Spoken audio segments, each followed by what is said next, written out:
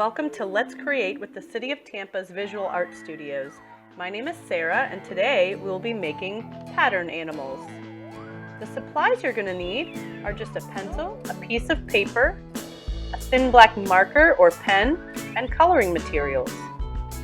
I start by drawing one of my favorite animals in pencil so that if I make a mistake, I can erase it, and then I go over it with the thin black marker or the pen. Once I have my animal drawn, then I'm going to fill in the different parts with lines, shapes, and patterns, as many as I can come up with to make an interesting drawing. I start with his fins, and I fill those in with patterns and shapes and lines. Then I'm going to move on and I'm going to draw some triangles inside of his teeth and just do different things on all these different parts of my shark. There's so many different possibilities for these line drawings.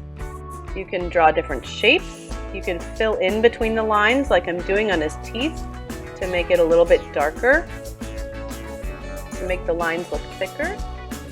Here I'm doing a fish scale pattern. Then I'm going to do some polka dots. Just a nice dotted line. That's really simple and a really cool way to make a different pattern. Now I'm going to do some straight lines with some zigzags in between. Sometimes you run out of ideas because we're going to try to do as many different lines and shapes and patterns as we can come up with. Sometimes you need some inspiration. So I was checking my phone, looking at some pictures of some different lines and shapes and patterns that I could choose from. Here I'm just filling in some straight or some curved lines with some circles with dots in the middle. And these are just some squiggly lines that I made to look thick by coloring them in. Some more curved lines, some diamonds, filling those in. And here's my shark. I'm almost finished with him. Got a little section down there at the bottom. He's looking really cool.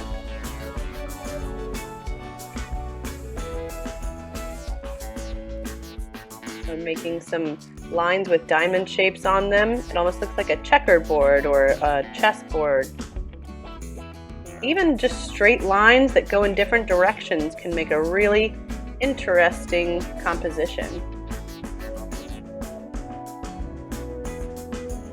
Now for that last little bit of my shark,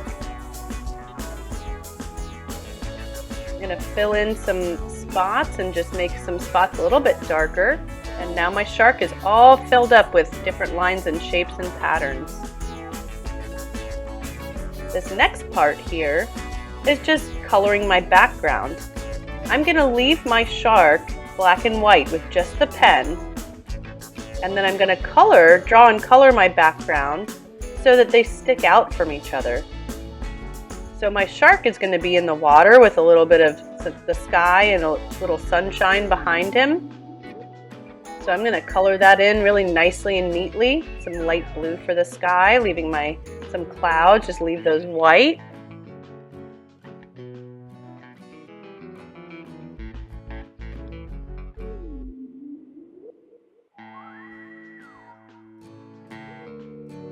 When I finish coloring in my sky with the light blue, then I'm going to go on to my little sunshine back there, my sunset, and I'll fill that in with orange.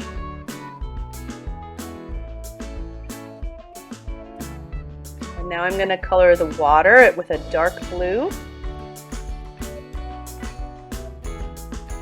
And there's my shark. He's all finished, and you see how he sticks out from the background, because the background is color and the shark is just black and white.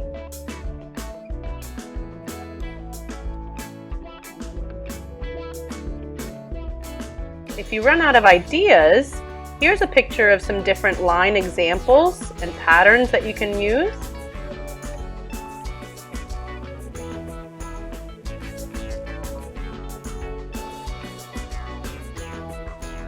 Thank you for joining me today. Join us again for another installment of Let's Craft with the City of Tampa's Visual Art Studios. And remember, Stay calm, stay kind, stay safe, and always stay creative.